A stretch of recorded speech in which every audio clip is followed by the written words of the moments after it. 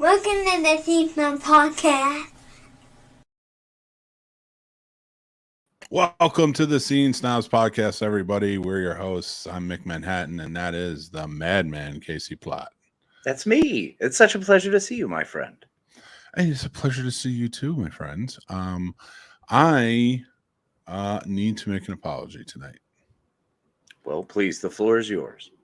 All right. I appreciate it. So anybody listening or watching, I just want to say these last few months have been pretty crazy for me. A lot of anxieties going on, stuff like that, especially in terms of what was going on with the Scene Snobs. And I feel like I've been pushing a little too hard with the Patreon. And although I stand by where we're at with our Patreon, I stand by the perks that we have, things like that. I feel like I've been pushing it too hard, and I appreciate the Snobs Nation too much and to not do this, but it's kind of just been, I've been pushing that. And for me, I've been suffering through this like anxiety of, success with this now that we're in year 4, and I'm kind of looking at it and like, with the ads that we've been doing, things like that, like we're trying to like really bring this business into fruition and to do really well for us. And so that way we can do better for you guys. But I lost focus in that time worrying about all those things. And I forgot for a little while what this is all about, what we've been trying to build this entire time, in that it's community. It's we're trying to build this family, and we've always just wanted to entertain and make people smile. And, so I lost sight of that, just kind of focusing on this business and things like that. And I just wanted to say, I'm sorry to the Snob Nation. I should have been focusing on you, not growing something, like cultivating. So I realize it. I'm getting back to it. I apologize to all of you out there who are in the Snobs Nation. I love you guys, and I appreciate you guys being a part of this. Beautifully stated, my friend. Now let's get to the show where I can put up. We're having casters for a cause. All right. Yeah, that's money. No, that was not a joke, and that was not planned. My defense mechanism in my mental health, which we are going to get into a lot tonight, by the way. Bingo. And I'll get to that in just a second as well, is that like I bounce right back with a joke. Like that gets me back into the positive. So that's why I did it. So, and you are not alone. That's how I awkwardly deal with things. Yeah. I love it. Humor is how we live. So it's how we function. So hopefully we do not offend as we continue on into tonight's absurdity. Yeah. Casters for a cause. Casters for a cause. So that's our charity event, 16-hour live stream.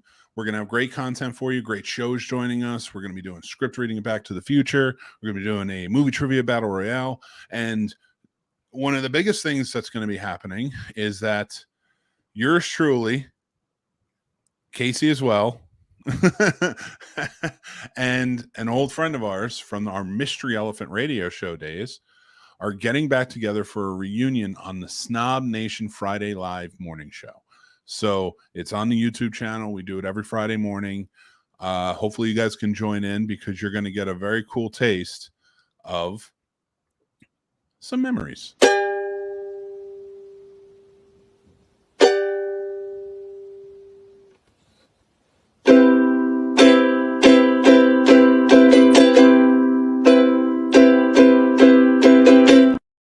Yeah, there it is. So I knew I cut you off, buddy, but I just wanted to. No, it was beautiful. It was perfect. It's very exciting, and it's going to be pretty rad to have all of us back together on one screen. Absolutely. And with all of you joining in all day, and all the great guests and shows that we have joining in, the reason I'm pushing this so hard is because all proceeds that are made through this go directly to the Multiple Sclerosis Association of America. Where the GoFundMe is live now. You can go, we'll put it up. I think it's up everywhere, but you can go check out our social media. And we'll link it to here, and so that way you guys can check it out. But yeah, please join us on Friday, but you can donate now.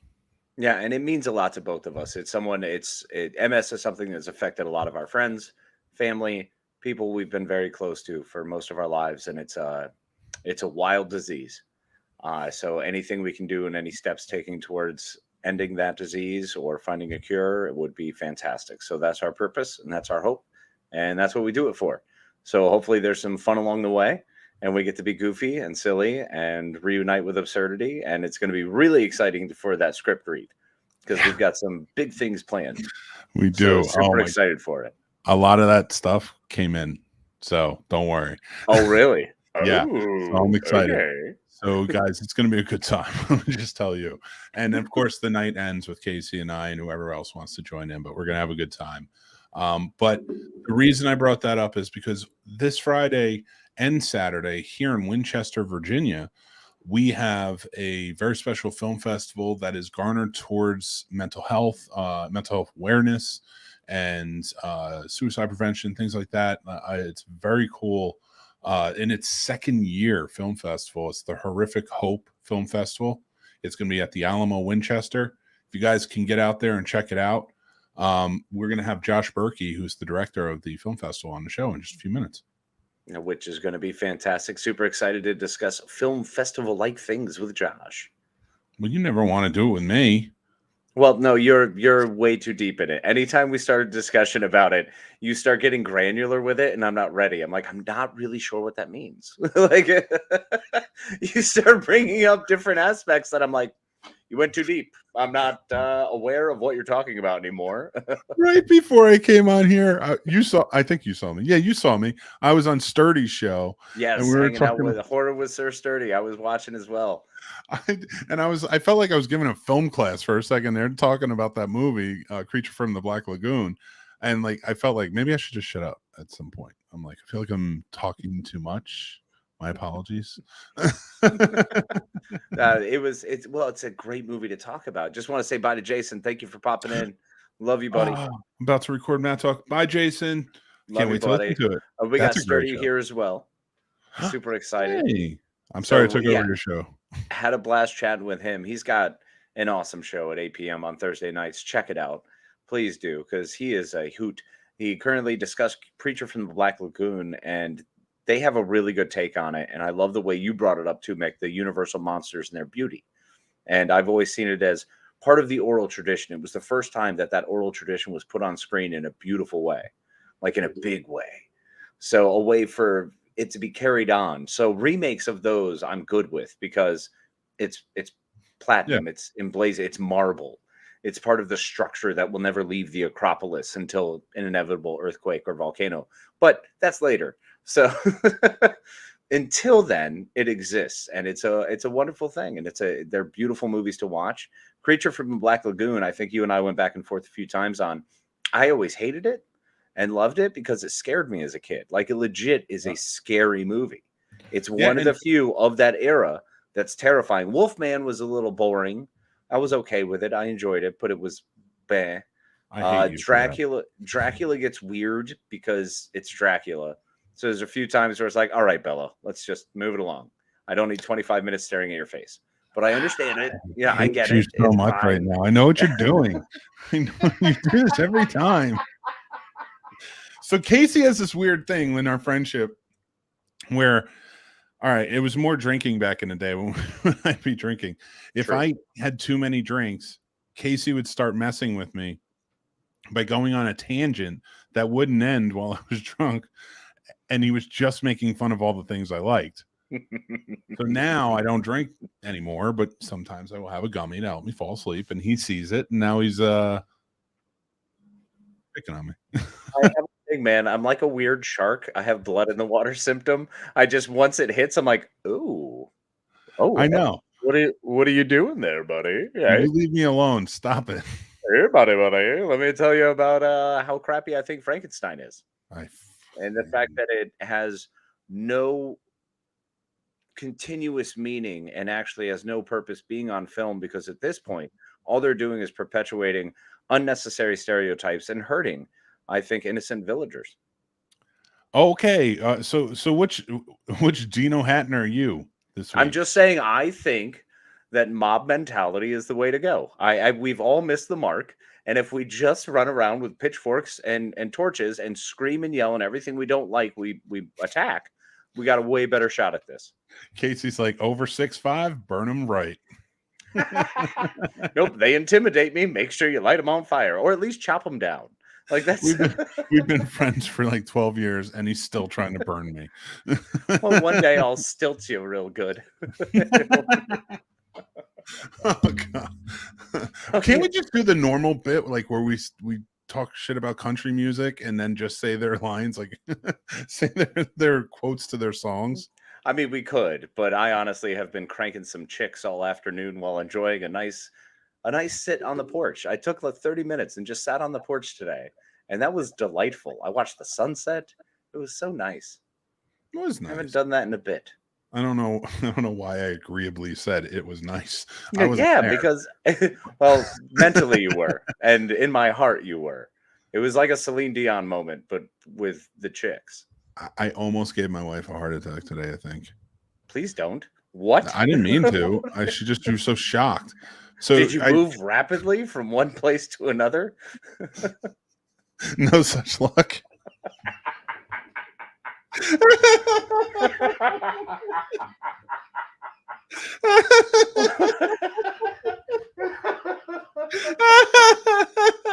Oh my giddy aunt. And there it is. We've all lost right. him. He's going. I'm in. No, please, because now I'm thinking about it, and I have different ways to express exactly what it looks like when I've seen you run. And there's squid arms is one way. Yes, that somehow don't raise like as a runner. I raise my fists above a certain level over my shoulders, and yet when I watch you run, you never raise your arm above your elbows. Like it's phenomenal. Like I'm not Tom Cruise, Casey. Leave me alone. No, you're like Hasselhoff. We all know it. Your Hoff is hiding, but it's there. I didn't have a strong run. I didn't have a strong run.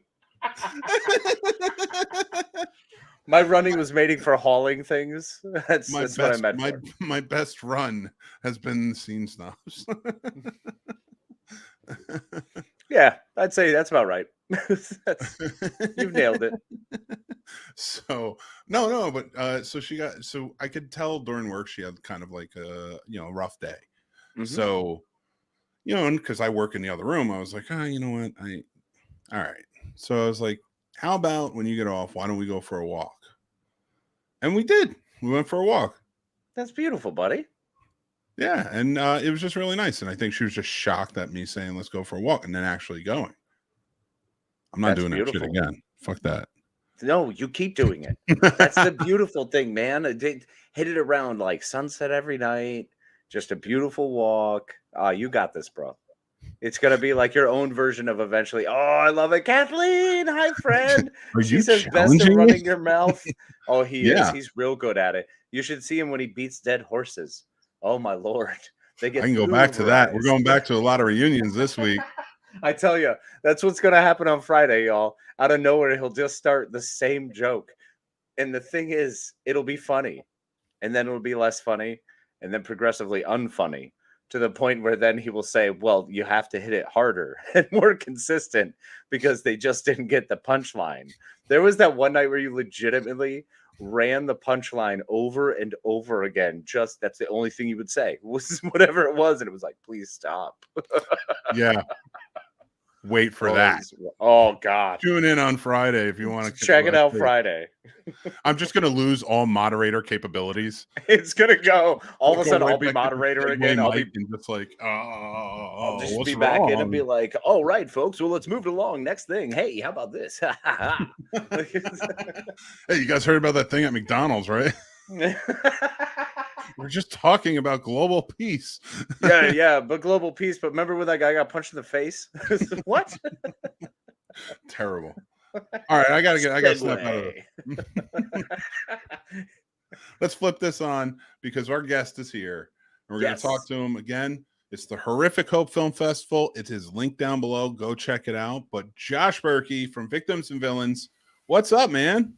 Why, hello. How are you, gentlemen? Welcome to the show. Doing very well. Thanks for having me. To you. Yeah. Good to have you here. Yeah, thanks. Thanks for having me. Yeah, so no, I was gonna say, tell us a little bit about Victims and Villains, and let's get into the film festival. I want to know more.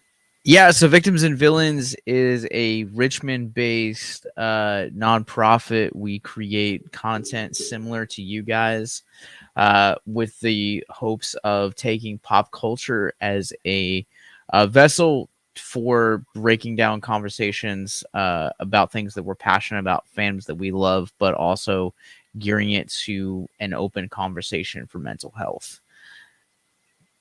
That's awesome. That's really That's cool. fantastic. Yeah. That's a great way to do it too. I mean, what better way than to get yourself comfortable with something that has been around your whole life, whether it was even a coping mechanism or something that was there for you during a dark time that you can return to. I mean, for me, I always constantly go back to Charmed. Charmed is one of those weird things that I bring up in a weird way because it was one of those, it hit every point of my life, whether I was in the throes of addiction and just praying for the sun to not come up at some weird hour and watching Charmed, a throwback to when I was a kid, getting away from a bad situation. I would turn on that show, and just finding that pop culture thing that you can relate to opens up that conversation, and it's important.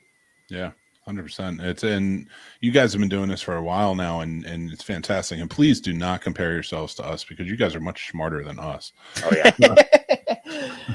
I mean, I like content creation because I mean we do a variety of things. Like we run a podcast network where we have an anime podcast, a horror podcast, a Nicolas Cage podcast, a general pop culture podcast, and we're toying around with like ideas of like limited series and mini series. But we also do like film reviews. So content as we create content the same way that Scene Snobs does as well.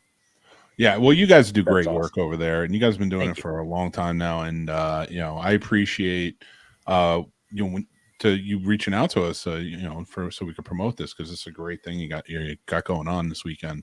And this is the second year. I know we talked about it a little bit, but so what going past this one, like when you're preparing for it and things like that, where do you plan to go next with this? Like, do you want to kind of like span this out more or sort of thing?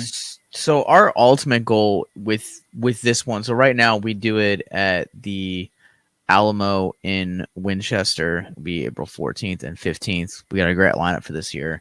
But my goal as the festival director and the president of our organization is to eventually have this to be where we have a north location where this would be the Alamo, kind of like more centric, but eventually evolving into doing something either south or even like a West Coast, East Coast kind of thing, to where you would have like that. And we're right now in the talks of like trying to like find a way to like kind of take the anthem of like support indie film past just the podcast and the film festival and what that looks like. And so we're in the early talks right now of things that I can't really divulge. Oh yeah.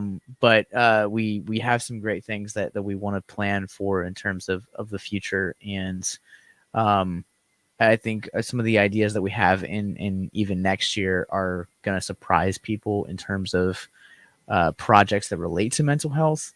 But for this year in particular, we want the Alamo will always be our home. So we've had a great relationship with them. They're really fantastic and really accommodating, and we're looking for theaters that believe in our mission as much as wanting to do something experimental like Horrorific Hope. Yeah, absolutely. You were talking a little bit about the lineup before. Can you expound on it some more and give us a look? I can. So today that we're airing this with you guys is the 20-year anniversary of Rob Zombie's House of a Thousand Corpses. Nice. And so this year we're introducing the concept of a legacy picture, or legacy screening. Basically, it's a way to kind of celebrate pop culture, celebrate the medium of film. And we're going to end up our showing a screening of House of a Thousand Corpses this year. Nice. But yeah, the lineup this year is great. As far as features go, we wanted something that was diverse from multiple different countries. So we kick off this Friday, the 14th, with a U.S. premiere of Searching for Vesmoy, which is a horror mockumentary comedy in the vein of like the Blair Witch would be. It's like I kind of would compare it to like the scary movie version of like Blair Witch. Okay. Yeah. It's coming from us. It's coming to us from Norway, and the directors will be live and in person. That's awesome. For that one. So yeah, it's a small world. They were really passionate about the film festival and wanted to be here in person. For it, we have a documentary that is going to be exploring the relationship between the Nightmare on Elm Street fandom and mental health. In Fred Heads, the documentary, we have shorts from the U.S., Canada. I'm blanking on like all the names. France, Spain, the UK. We have a lot of really great ones, and this year we kind of like threw away kind of like expectations in terms of like how long a short had to be or like how short a feature could be. And really wanted to jump in and let the artists kind of speak to themselves. But I think whether you're fans of supernatural horror or slashers or documentaries, this is going to be the perfect film festival for you. Nice, man. Well, that's awesome. And, it's very cool that you're doing this again. So when you're planning your festivals, now this being, going into year 2, did you pick a theme? Like what was sort of your idea going in, changing it from the first year? Yeah. So the first year I had worked with a lot of, I've done press events and I've covered I've had the pleasure of covering festivals like Fantasia Fest, Salem Horror Fest, Sundance, Genre Blast, Lost Weekends. And I really wanted to kind of just implement the things that I knew and had seen done and those kind of structures. So for this year, the thing that so we didn't have like a set theme for last year. It was just kind of like whatever films we could get that we thought were good, we put on. Deciding a final lineup is a lot harder than anyone tells you, as I'm sure you'll find out, Mick. Being the co-director of Skyline now. Congratulations on that, by the way. Oh, thank you, man. Yeah, no, it's been pretty wild. So, any advice you can give me, please? Yeah, I mean, the best advice that like I've known and would be to like know the audience you're making the festival for. Yeah. I think that's going to dictate a lot. It's going to take a lot of biases out, and it's all going to allow you to really create a bonding moment between you as the director and the audience experiencing the films. I love that. I love that a lot. Thanks a lot, man. That's awesome. That's a beautiful thing, and that's definitely what you should be shooting for. I think is to always want to create that bond, and that's especially with what you're putting on with your festival. How have you seen that grow since? I mean, you've got these Norwegian directors that want to come in. Like has there been an awesome kind of like response to this? Are you seeing a lot of positivity? Yeah, it was really interesting because the first year I honestly didn't know what to expect. I was really kind of terrified. Like I really took a leap of faith, and I was like, all right, like whatever happens kind of thing. And so with the first year, this new year, to answer your question, Mick, because I think I circled around it. This year's kind of like common theme is overcoming trauma. A lot of our films, for some reason, this year had to deal with overcoming trauma or like what trauma responses look like, and it was just kind of a coincidence. It wasn't something I set out doing, but I'm glad it ended up being that way. But to answer your question, one of the things that, I think it was word of mouth from last year. but I think also this year it was just about like making connections and going to like meet filmmakers at Ground Zero on Twitter and Facebook, and really doing research and saying, hey, like I found your film on Twitter, or I was searching through Indiegogo or Kickstarter and I came across your film. I think we would be a perfect candidate for you. I'd like for you to submit your film here. And that's actually how Bloody Disgusting ran an article on our two of our films that are going to kick off our Saturday block. And I reached out to the filmmakers over Twitter and was like, hey, we're an organization that puts on this. We would love to have your film here if this is something that would interest you. Here's a little bit more information. And I fell in love with both films, Fred Heads and Wait For It. So really, really this year like it blows my mind, like thinking about how good our films are. That's so great. Exciting. That's so rad. Like, I mean, and that's cool because I'll be able to make it Saturday. So yes. Yeah, I really want to see the Fred Head doc. I've been waiting for that, waiting to see that one for a long time. Like that's been a lot of talk about it, so that's going to be cool. The Fred Heads, at least the co-director, I think there are talks of like other cast and crew coming, but the Fred Heads, at least some of the people will be making an appearance in person that day. So nice. Damn, that's so cool, man. I'm so happy for you, man. Yeah, thanks, man. It's great to see that growth, man. That's what you want, especially like you said, gearing towards that community. You're going to build towards that community, and what better way than something we've all dealt with, and what better avenue? I mean, think about the whole point of Final Girls, or everyone who overcomes the victory in a horror movie. You're facing your fear. You're facing something that you have to rise to the level of, and what a beautiful way to do that, and to open a film festival to connect everyone that way is brilliant.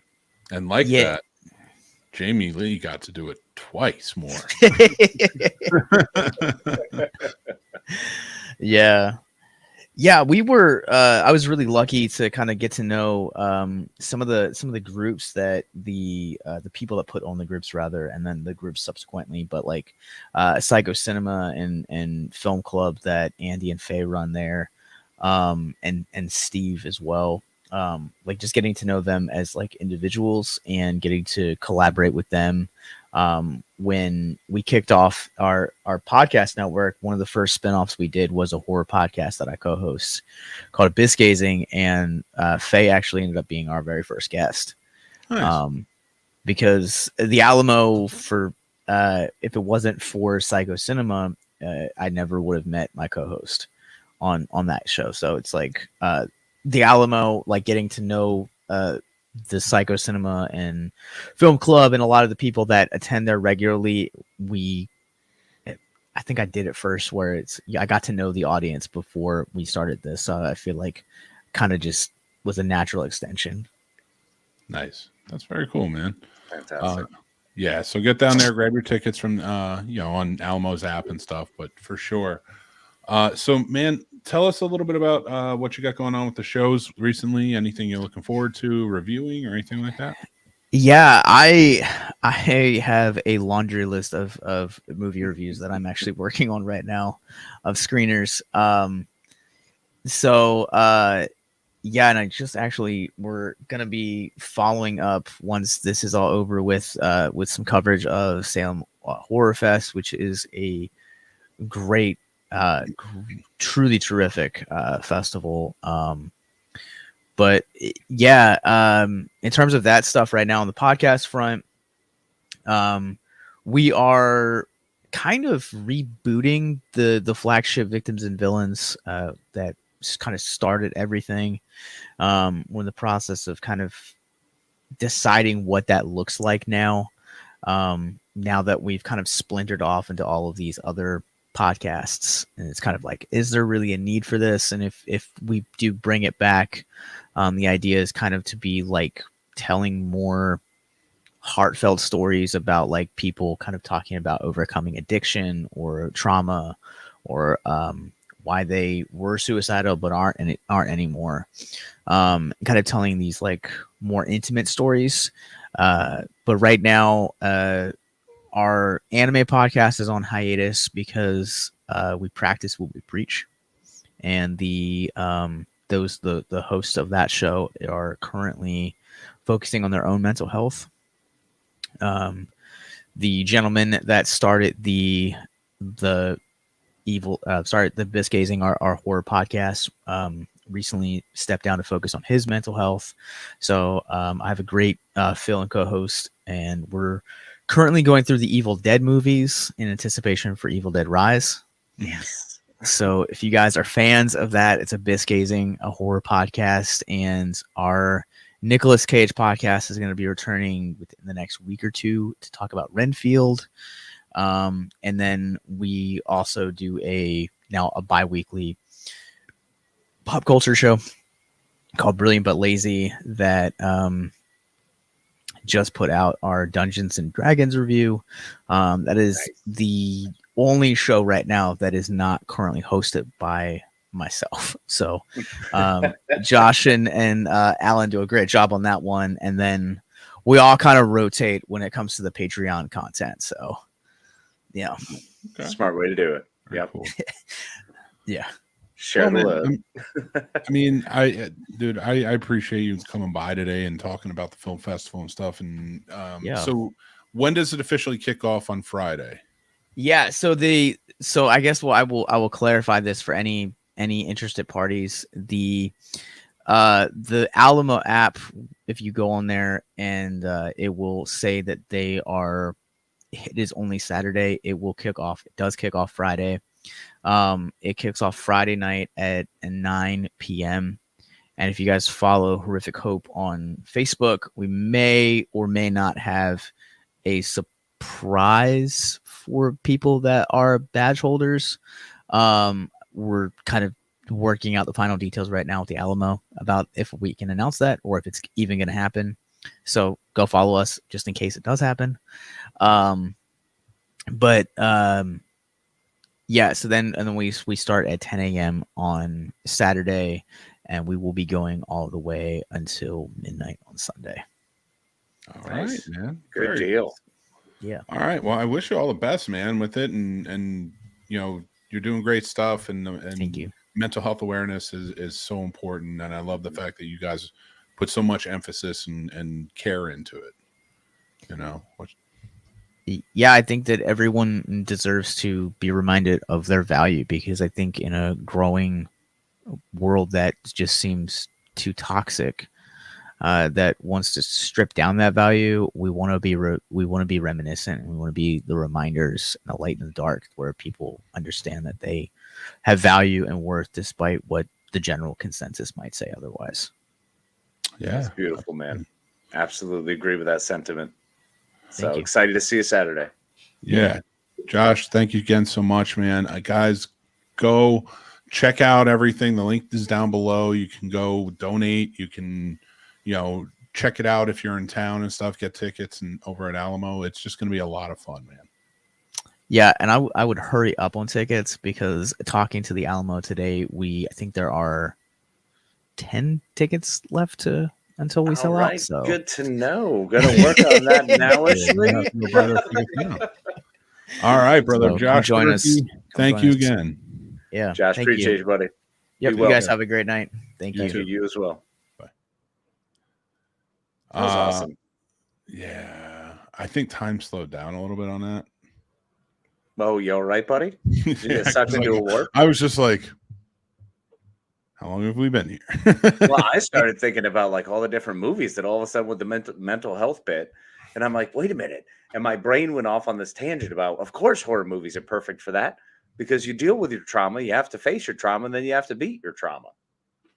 Or so wonder why we love those so much, and why do I love Maximum Overdrive so much? Obviously, it's my traumatic childhood with Emilio Estevez. What? What did I miss? Story. We'll get into that later. How did that story never come up? Work really messed up. All right, it messed me up. I wasn't sure if I should be a garbage man. It caused many thoughts and Where are you gonna go, dude? It's 9:30. We're done. We had like one more bit after this, and we still have a half hour to fill. Tell the stories, god damn it. I mean, they're all made up, so I'm sure I could just keep going. I don't care where you go with it then. You could tell the entire story of the movie Elizabethtown and just put yourself in Orlando Bloom's place. And I bet you people would buy.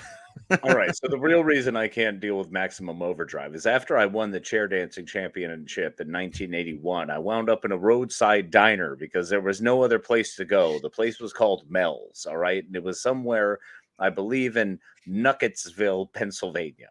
So I'm out here in Nucketsville, and it's a one-stop shop. There's the diner and a gas station combined.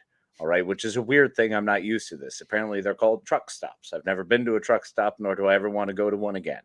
The reason being, I went to this truck stop when I had myself a chicken sandwich, a fried chicken sandwich. I figured a fried chicken sandwich probably was a safe thing to have at a truck stop. Until you realize they hadn't changed the grease since about 17 years prior when they first installed the system. And my friend, I've never vomited harder. Or in any other direction, in every other direction. I was actually trying to hit on a young lady, the waitress at the time, and I managed to puke all over her. And then I vomited on the young man in front of me. It was not a young man, it was a child. In fact, it was a 4-year-old, and they cried, they screamed. It was terrible. I was racing out to leave, and then they started chasing me down because I had received my food but not paid yet. So as I continued to race down the street, hurling at a vomitous rate, that just was painful, by the way. I mean, this is causing damage to my insides. And especially back in this day, we didn't have your antacids the way you do nowadays. You kids have it lucky. So I'm out there just hurling away, right? And I'm trying to flag someone down to please save me. And I know you want me to stop this so bad. But a massive Mack truck. All right, it's got a Mack logo, the M-A-C-K. You can't miss the bulldog. It's coming right at you. When the bulldog stares at you at 42 miles an hour as you're hurling your guts out from some chicken sandwich named Mel's, guess what? The last thing you want to see is a movie based on exactly that. Hence why Maximum Overdrive is horrifying. I love when you do that. I don't even care. I like everybody who's listening to this later on, or everybody who's watching later on. You can say like, "Why does he let him go so long?" Because you just don't get it. That's fourth dimensional comedy right there. I love all you guys. Plus, we got folk here, man. David's here. It's nice to see David. What's up, buddy? Hi, buddy. Yes, Kathleen, I meant to acknowledge this. She probably thinks I'm such a dick. I meant to acknowledge this before. I know you weren't, and not my superior. I'm not superior, but and George G3, love that. Good to see you, chicken. What's up, buddy? The double G3. Loving it. You let him go. You just gotta let him go. You gotta let Casey roll when he's on that, because we all have our rants. Yeah, mine are usually angry and incoherent. Yes. And he lets me go. Absolutely. So Casey completely avoids like the actual reality? Issue. Like any actual, anything you bring up to me, I will find a way to circumnavigate the globe. I will Magellan the crap out of this. All right. I will find a way around. Dude, every time I think about you on those rants, it reminds me of the time I trolled that girl into believing that Jurassic Park was real. Oh my God, that was so bad. That was like... It was the most epic troll of all time, and it took so many people that were so willing to do it. Oh my God. Oh my God, Casey. Well, Casey. Okay. It was a good troll. It was all right, look, I am 3 days long, over 450 comments. And everyone played along. Every single person played along. How could we not? It was too good. She was so mad about Steven Spielberg killing Triceratops. It was the most, like, at first I was reading like, this can't be real. This is not an actual thing. Like, someone has to put a newspaper in front of this girl's face. Say, even a book. Like, yeah, how about just an internet page? She is on the internet scrolling and being serious about this, and at no point did she ever even bother looking up Jurassic Park, Steven Spielberg, dude with dinosaurs. No, I don't know. She Plaid knew about shirt it guy with dinosaurs. She knew about it because we actually at one point were just going to give up, but we were messing with her. And one guy goes, I feel like I've seen this in a movie somewhere.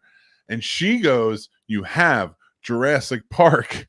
And then other guys were chiming in and saying, well, if you've seen Jurassic Park, how come you don't understand why we have to hunt the dinosaurs? And she went right back, right back into it. She was fighting hard. At some point, I thought it was no longer a troll, that the troll had in fact reversed and we were being trolled. But then her very next comment made it very clear that in fact, no, we were still maintaining. And that happened horrible. So here's how I imagine. Now, Casey gave you the good rendition of how this all worked. Now you're going to get the dream fantasy scape here. Here's how it goes. So I put this thing up. This girl goes, we got into the whole thing. We talked about it, but here's where it gets interesting. Now, let's just give context. This was based around the time of Harambe. This is when we're dealing with poachers. The poacher thing was like really getting hot, and it was all over social media, and everyone was always just biting on anything. They were attacking everything, and it became a bit absurd. Yeah, as most things do on the socials. So absurd. You're absolutely right. And that's why I enjoyed it so much. It was so much. It was so much. Casey, I went to bed 2 nights in a row and woke up the next day after each of those nights and found that it was still going on. With a huge erection. That morning wood was so delightful. It was dense. It was like a redwood. It was aged and experienced and never ending. Yes, it was. No, okay. So, but the fact that it kept going on, and at the end, after it's like, I'm telling you, it's over 450 comments, and 3 days later, and now I'm not talking like heavy into the day. The last day was like, no, this is well into, like, we were approaching 80 hours. Like, it was getting there. We were all at this point like, just stop. Oh no, it became unfun. Like, I remember bowing out in day 2. Like, well, now isn't it just punching a kid? Isn't it essentially being violent to someone who cannot handle or accept violence? Like, you did. Yeah. I didn't keep it going. I let it go. Okay, I kept it going for a little while, but I didn't keep it going. At last, I was like, this is too sad. When we reached that point, we all just went, enough. It was. But there were some who did not, and they kept it going. And it went through that last day, and it was just like, oh my God. And I was finally like, I need to just tell her. And then she commented, and she goes, you guys are assholes, blah, blah, blah. And like, scathing comment. We're like, we probably deserve that. Oh no, she was brutal to us, and rightfully so. I mean, you can't. It's a picture of Steven Spielberg with a Triceratops. Like, I just like the whole time. I'm like, how are you in Jurassic Park? The only Triceratops you see in Jurassic Park is that one. It's on its side. That's the way you see it. That is how you see it in that movie. So when you come at me, you know what? I don't feel bad. No, I don't feel bad at all that she got trolled for 3 days straight. Because you know what? It's true. If you see it and you quoted that movie, you said that movie. You said it in the comments. So I'm even less upset about it. I don't care.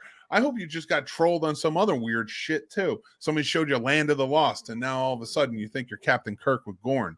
She freaks out over phoenixes. She's like, you just let him burn. You just let the bird burn and become ash. I'm so mad about that. It's the same. Even if you don't know who Steven Spielberg is, you've seen Jurassic Park. You've seen that fucking Triceratops. You don't even see his face. You know, like, well, how about dinosaurs don't exist? Like, they did it one time. All right. I was like, how about you guys are so, like, you're so 1992. I'm going back to like 1.6 million years ago. Around that time, 1.6 BCE, let's say. No dinos. so we're good. So the dinosaurs are gone, so they don't like exist. Like there was a time when they roamed the earth, and this was their domain, and then asteroids, and guess what? They died because Listen, I know space. that. I know that. You don't have to explain it to me. I may not have known that when I started talking, but I did realize it real fast. Like you're still defending the point like it's a white rhino. Like there's only one left. It's like, nope. We're a bit off that. That was an entire period of about 36 million years ago. So, oh my god, there was that one. I knew outside. I knew those comments were too much when we started photoshopping pictures. Like we made a map of the preserve, but it was actually Jurassic Park. You put the straight up Island Nublar in there, man. It was ridiculous. Some posted pictures of protests. Yep. It legitimately put up, please stop hurting Triceratops. It was like people with picket signs. It was deep. Yep. Like naturally we have Stegosaurus just cruising around DC. In fact, National Mall had an ankylosaur the other day. No, they didn't. That's not real. Folks, please don't think that's real. Oh my god. I wish it were real. I wish we were dino riders.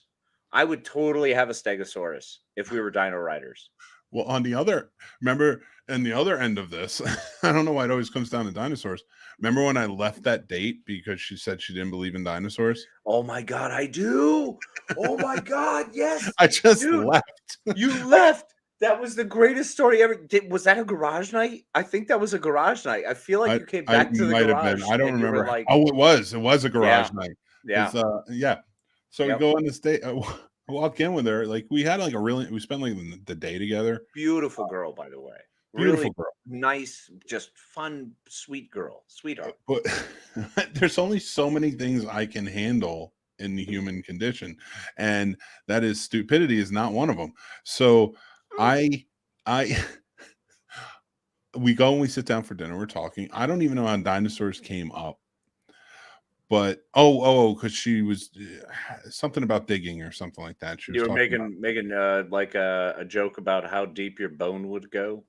No, and you hit her fossil or something like that. No, I get it. What? Oh, right, first stage. One night stands don't count as first dates. It was issue 0 on Free Comic Book Day. They weren't actual first dates. Oh my god! So that's what we need to call it. That's what we need to coin. That's what it is now. Is issue 0. If you go on a date with somebody and sleep with them and then never talk to them again, issue 0. Free Comic Book Day.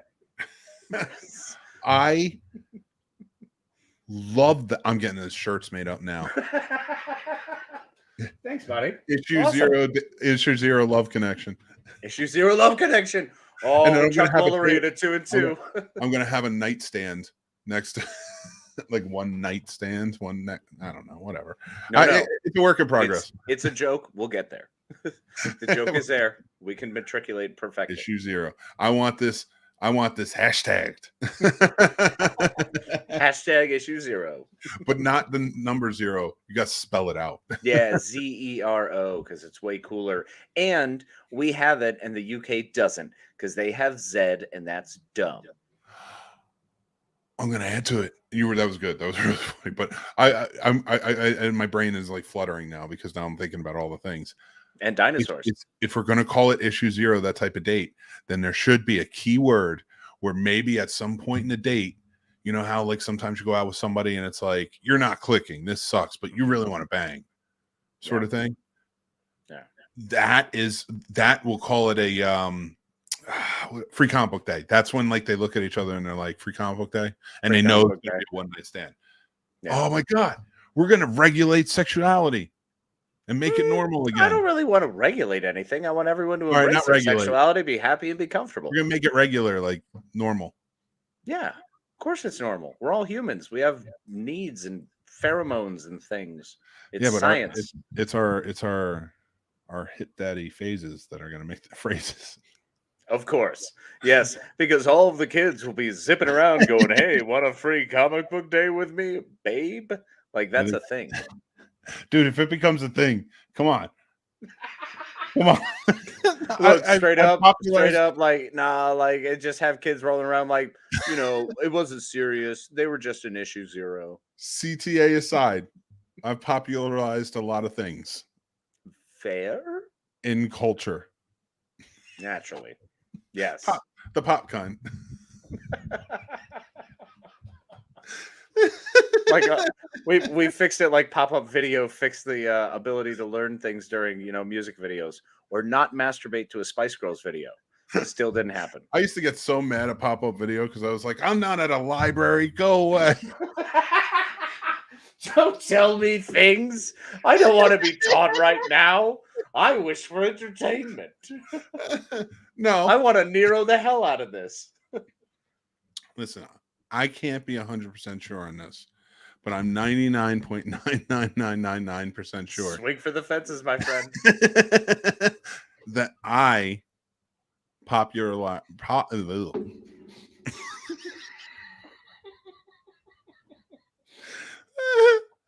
Yes, you popularized. I'm down for that. Yep, you popularized. I can't say now you're messing me up. No, because that's the way you're supposed to say it. You're supposed to say you popularized. I don't see why this is hard. I can't. You popularized it. Just try it. Believe in yourself. I give up. I don't care. I'm not telling the story. No, quit. You popularized it. You shut up, you jerk. Why are you getting so mad at me? Leave me alone. You know what, Mick? I got a lot of things in my life. Yeah. One of the best ones is you. Secondly, I want you to fix a movie for me. Oh, what do you got? I have a movie that somehow has worked its way into the weirdness of my brain hole. Before I do this, I do want to say, Kathleen, I love you. I see you, girl. The crocheted ankylosaurus, I want to see it. John, stupidity is incredibly difficult to deal with because there are so many of them out there. David, Glenn Close pretty much wins most things. She doesn't want a free comic book day. She does. She's not down with free comic book day. But at least you can find that out early. Oh, there, Deadpool, Dad. I could get dating advice. I think Casey can attest. I'm pretty good. Oh yeah, no, he'll give you dating advice and like hookup advice that's phenomenal. And I'm the person who will give you breakup advice. So no self-deprecating. I'm not. Talk Hawaiian. That's rude. I don't know. I'm doing that. John asked me if I remember pop-up video. My blank stare just made him feel really old. Yeah, it made me feel really old too. Yeah, great. No, that's 3 of us. I'm intrigued with brain holes. Okay. Like brain holes, as in like a whole brain, or brain? Because that definitely says you're intrigued by whole brains. Yeah, wait. I didn't read that right. Double G3 is intrigued by brain holes. Brain holes, like a whole brain, or like a whole brain. No, he's down with like the entire brain. It doesn't say whole. It's pluralized. I imagine for a reason. So he likes lots of brains.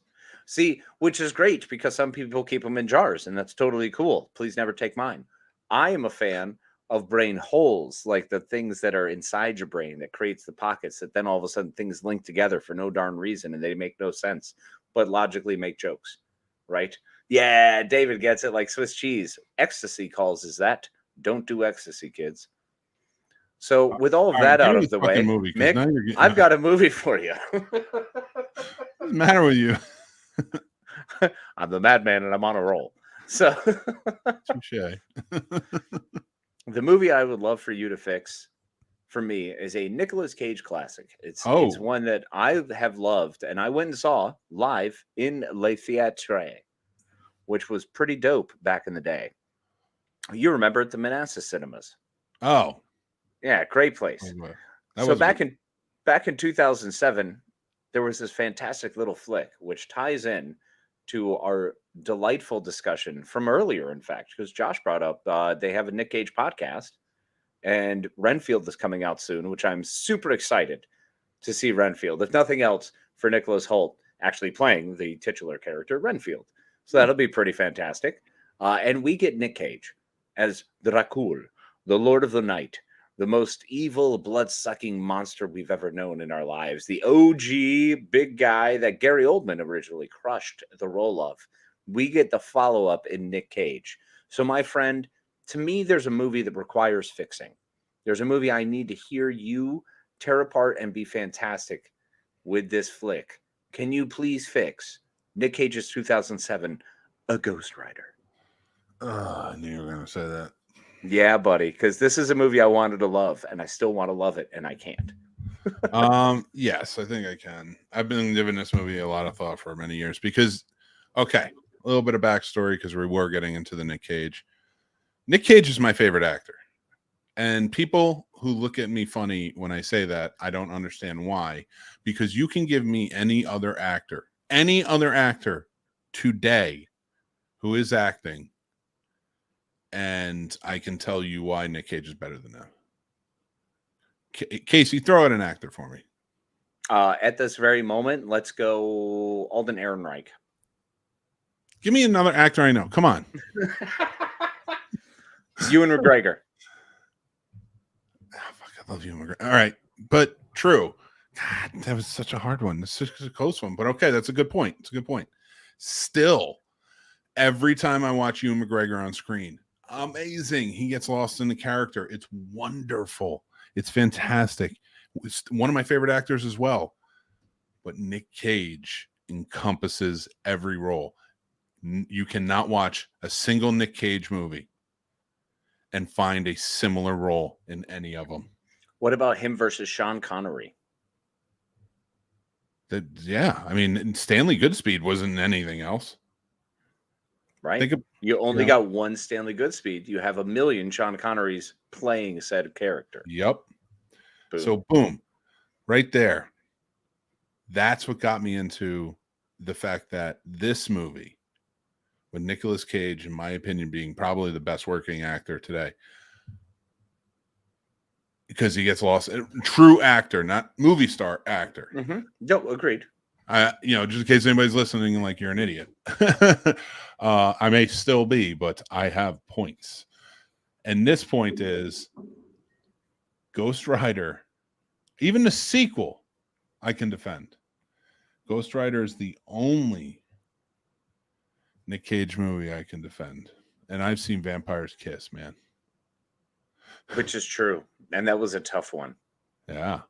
Although I did like that. Wasn't it Vampires Embrace? Nope, that's the Alyssa Milano one. Oh, bringing it back. What's up, Kathleen?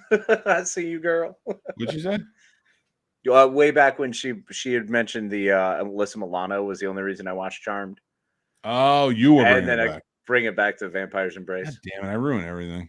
It's okay, but in the most beautiful way. And you don't ruin anything, you enhance it. I'm like that. I ruin things in the way that's like, oh man, we're in the woods. We gotta build a fire. Let's collect sticks. And I knock down a tree and break everything. Let's burn this. No, totally valid. Hey guys, we have to be quiet. Crunch, boom, boom, smash, boom, jeesh. All right, guys. I found a path. Oh no. Like there are places that I want you in horror movies, Mick. If we're going down like an old, like a wrong turn or some sort of hills in the Appalachia, that's not a place. That's not one of them. There's a lot of places. That's not one of them. Although, if we're in Washington State, I'm down because you could be Sasquatch. So let's do this. All right. See, Casey's getting on that jazz again, where he's making fun of anybody over 6'5". I'm not making fun of you. I'm stating that you all have had pictures taken of yourselves and treated as weirdos. So I'm going with the natural flow of 1915. All right. I'm just little known fact though, the only recorded foot mold of Bigfoot that they ever had is only 13 inches, and I'm 18 inches. So I'm a 13. Oh man, those people were tiny. Well, look at you, Littlefoot. Right? Oh, we folk over here. You know what's really weird is walking through medieval castles and being like, oh, this is around the 1300s. Everyone duck.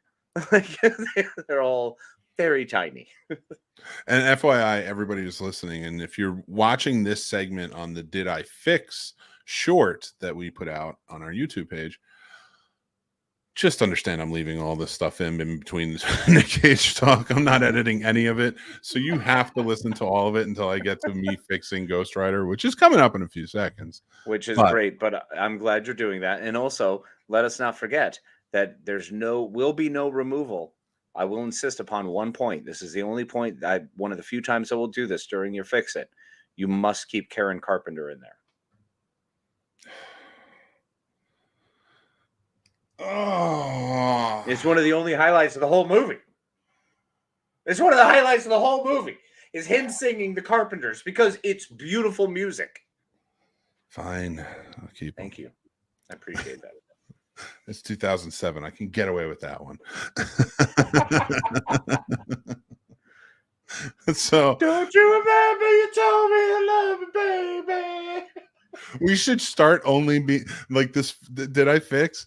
We should start it where it's like, okay, fix this movie, but only with the technology of that day. Which is perfect because all you need is a hi-fi stereo and you're good to go. There you go. No, but with Ghost Rider, it's actually quite a few simple fixes. One, all flashbacks have to go. One of the worst aspects of that movie is the fact that they will flash back to something that was said 3 minutes ago. Right back to it to remind you, and it's like, do you think we're the dumbest human beings on the planet? Do you think we can't remember 3 minutes ago? That's so true. I hate flashbacks from a movie within the movie. I'm like, stop it. We saw this. Oh my God. And then when you finally get to the end and it flashes back to the beginning, and you're like, what are you doing? Oh, well, so that I'd get rid of all those. Okay. Then you got to get rid of the Western Ghost Rider, which cool, but it ain't for the first one. No, that's fair. Stop the whole Western theme thing. Okay. I would have made it more in the line with of Constantine. Almost like if you thought about it as a story, this would be Johnny Blaze's journey, his beginning journey, and then we might see him as like a Constantine-like character in that setting. You know what I mean? So maybe we get through absolutely. So we get through Johnny Blaze actually being the spirit of vengeance for a little bit, and then realizing, I don't want to be the spirit of vengeance, and then fighting back and becoming the Ghost Rider. Okay, yeah. I love that already. Yeah. So, what else you got? And I'm perfectly fine. Wes Bentley, I didn't think did a bad job. It was just the whole boy band's demon thing that had going on that was just ridiculous, and it was a little too clean. Visual effects of the time, it was just a little odd, but you got to let it go, especially if it goes with the times, and what they had. So with all of that, the story's not bad at its core. You open up at the beginning with his father and everything and how he got turned into it. I'd make it a little grittier, a little more like Constantine again, like that tone. And it's just his opening Daredevil, like that, and then like he sells his soul. So getting into all of that, like I would keep the girlfriend in there. You can even keep Eva Mendes. I didn't think she was bad. I just didn't think it was a great fit. I didn't think there was a lot of chemistry there. Okay, so that was a big point for me. And this is a huge one for me, is I love Eva Mendes as an actress. She's done a fantastic job in most of her work. In this one, it's not her, it's a them issue. You know what I'm saying? They just didn't have a them thing. They did in the beginning, which kind of was awesome. But for some reason, midway through that movie, like they just, I don't know if they filmed it differently, if they're due to the how they may have grown together later in filming, but something about that second half of the movie didn't feel as worthwhile as it's supposed to. The stakes weren't high enough. So what else you got? Well, for one, I would say, to add to that, what you're saying, you got to remember too, she was like, what, 24, 25 when that movie came out? And he was 40. Oh, no, look, absolutely. It's an uncomfortable distance in age to make that leap. Yeah, but also they're trying to sell it as they grew up together. Right. And it's like, that doesn't really work, man. Like you need I would have gotten like a Maria Bello of the time, something like that. Like, you know, a little bit closer to the age. Yeah. Adds a Monica little bit Bellucci. Well, no, I would not. That would be that would be a terrible choice. I mean, she's an amazing actress, but they already had Captain Corelli's mandolin. We don't need any more of this. All right, we're moving along already. You kicked me in the teeth on that one. Sorry, it just felt right. So I automatically thought of Monica Bellucci from whatever that stupid movie with Clive Owen is. The one where it's like the live action Looney Tunes with guns. Oh, it's the worst. Yeah, but you got to remember, Monica Bellucci just played Jesus's mom 2 years before that in Passion of the Christ. You're right. Oh my gosh. Yeah. You're right. Oh, so now you're aging up. Now you're saying they grew up together, and it's like Faye Dunaway.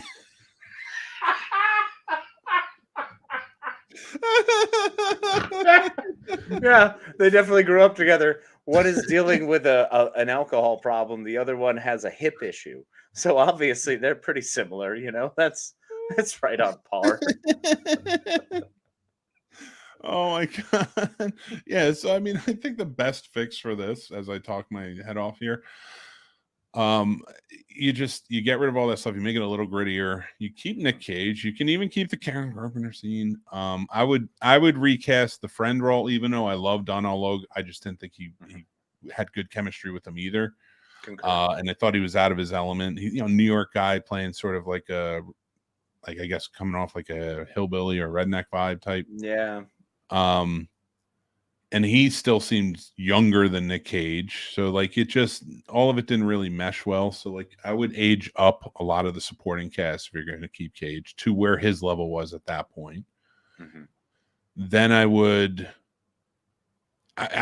probably, if you're going to do anything, go back to the beginning with the father, and how that kind of planned out. And then when you jump forward to where he's a daredevil, he's been the Ghost Rider for a while. Yes. And if you're going to do flashbacks to anything, flashbacks to his change. Boom. I love it. And so he's been the Ghost Rider for a while, and he's going on. And now he's been fighting back. Like he had collected souls for so long. Mm-hmm. Now he's kind of broken away.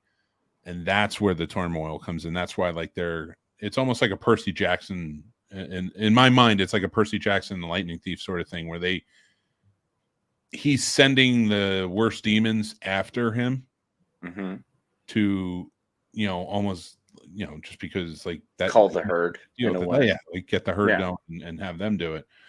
And so like now he's on the hunt as the Ghost Rider. And it just gets into that. Yeah. So like, and again, with that tone of Constantine and that look.